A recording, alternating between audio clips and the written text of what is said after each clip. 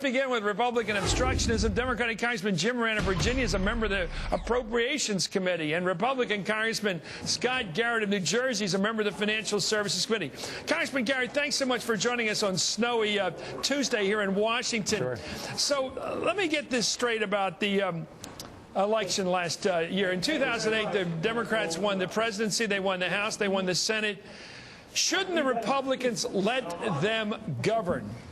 Well, absolutely. They had, elections have consequences, and we saw what those consequences were. They had the majority. They had the White House, they had the Congress, and they had the Senate. They had a whole year to get this done. So it is a little bit strange when the president comes out this past week and talks about we have to put all this bickering, these inside deals, these backroom negotiations, these closed doors deliberations.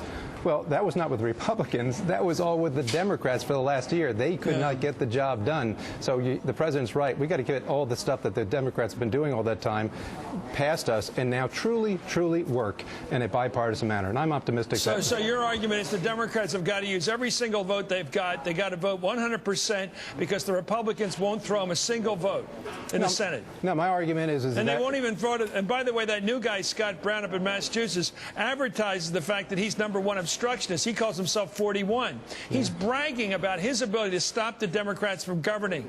Is that good for America? It's good for America if both parties can work together. And look, Chris, you know my record. And well, you know my record. And I've been able to work with people like Barney Frank, Paul Konjarsky, John Adler in New Jersey, people from the other side of the aisle working on financial service area issues where I've been working on for the last year or so. So it is possible to do it. It is possible to get Republicans and Democrats together. The president says he wants to. Republicans say we want to. So this is the opportunity right now to go forward with that agenda, and I hope it happens.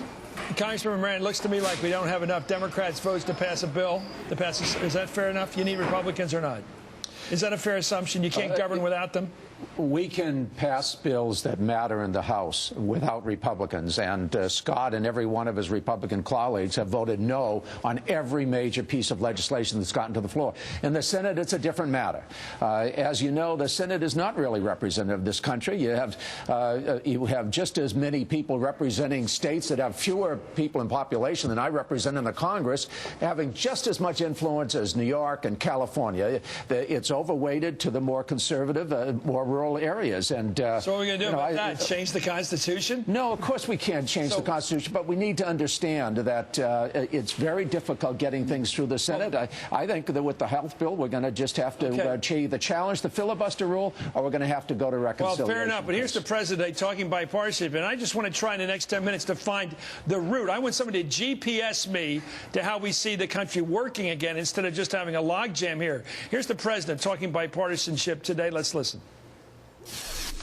Bipartisanship depends on a willingness among both Democrats and Republicans to put aside matters of party for the good of the country. I won't hesitate to embrace a good idea from my friends in the minority party, but I also won't hesitate to condemn what I consider to be obstinacy that's rooted not in substantive disagreements, but in political expedience.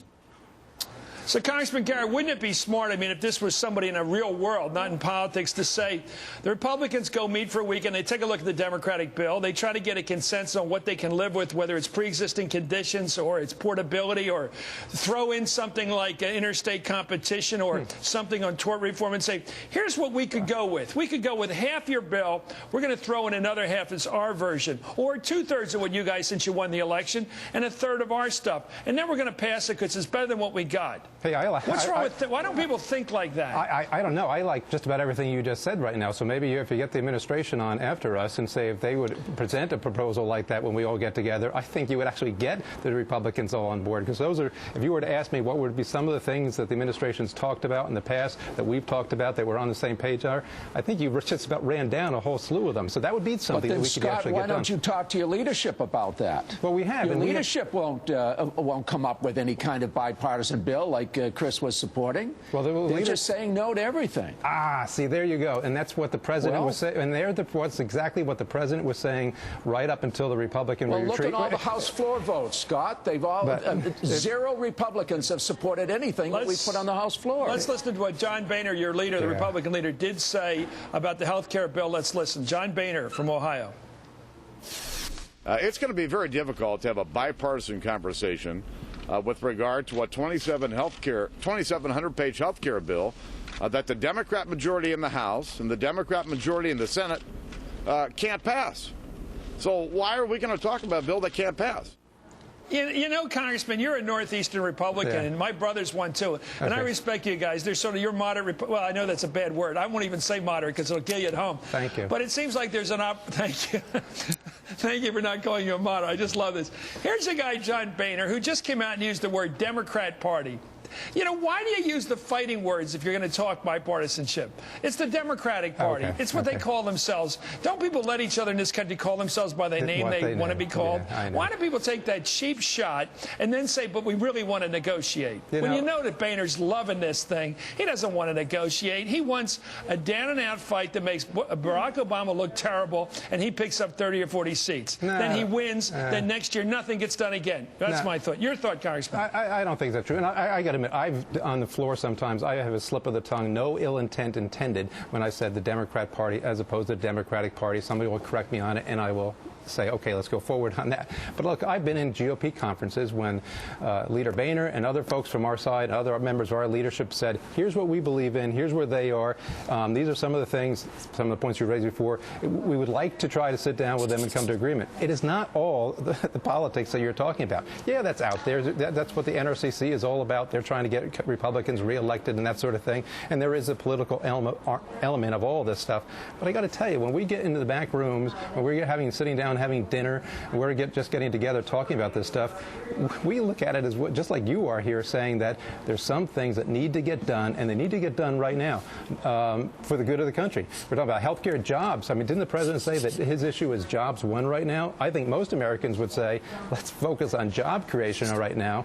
I know the president has reached out to the Republicans on that. Good for him. Now let's see whether we can come to a couple of agreements on that. And I think both parties want to do it. You're changing the subject from health care, right away. Yeah, but even on jobs, Scott, you all voted no when we brought the jobs bill up to the floor to extend unemployment insurance, health benefits, and so on. You know, think back to the Bush years when you control all three branches of government. And the Democratic leadership allowed Democrats to vote with the Republicans. You passed two deep tax cuts that were never paid for. We went into two wars, one of which we never should have gone into, and passed the Medicare prescription drug bill. Got all of that done in what was really a bipartisan manner. But now you've got a leadership that is saying vote no on everything, so President Obama has nothing to show for his presidential leadership. And that's regardless of the consequences to the country. Yeah, you know, all good intents in here. The American public is really tired of the partisan bickering and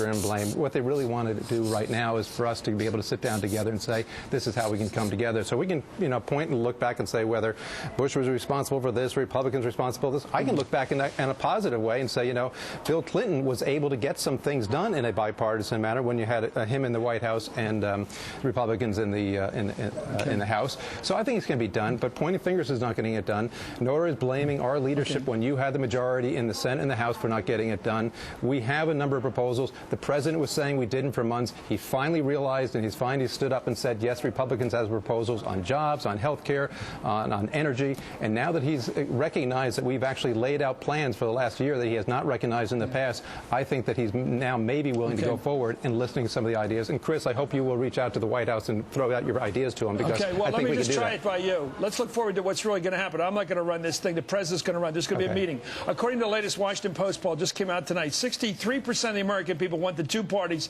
to keep working together and trying to fashion some kind of compromise on health care. So let me ask you, Congressman Garrett, and then Congressman Moran, when the president convenes that meeting of the leadership of the two parties, I think it may be a bigger meeting than just leadership, will there be progress made, Congressman? Will your party participate in a quid pro, a back and forth, what they call ping pong, where you try an idea, they try an idea. They say, I'll give you interstate competition. You say, okay, give us a break on that individual mandate.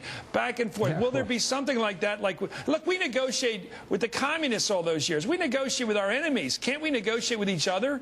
Yeah, and if it's done exactly the way that you're suggesting, which is basically with them in those negotiations, you start from with a blank slate, so to speak. Somebody throws out this, the interstate agreement. I agree with that. Administration has a version on that. Okay, let's come to agreement on that. The health care mandate. Boy, I'm totally opposed to that for constitutional grounds. If they throw out that, we're going to throw up an alternative to that. If we start from a blank slate and move up forward, I think, yes, we can come to an agreement on a whole bunch. Blank slate. Blank slate. The blank slate after we've spent 9 months in working all this out through the committee. The problem, Chris, is the Republicans are scared of Obama. They win. Will they show up? Are you saying they won't show up? I don't think they'll show up. They go to he goes to the Republican caucus. It's 140 members to 1, and the one won because he outsmarted them. He knew the issues better, and the fact is they had no way to come back. All they had were their scripts, their talking points. Okay, well, I think it's great. Congressman Garrett, you are a great guest, sir. I appreciate you coming on. You're my kind of Northeastern Republican. There's a few wackies out there in your party, but you're not one of them. Thank you very much. There's a few wackies in the Democratic Party. Thank you, Scott Garrett, Congressman from the great state of New Jersey. Jim Moran, the Congressman from Northern Virginia, right near here in Alexandria. Coming up, Sarah Palin got a Texas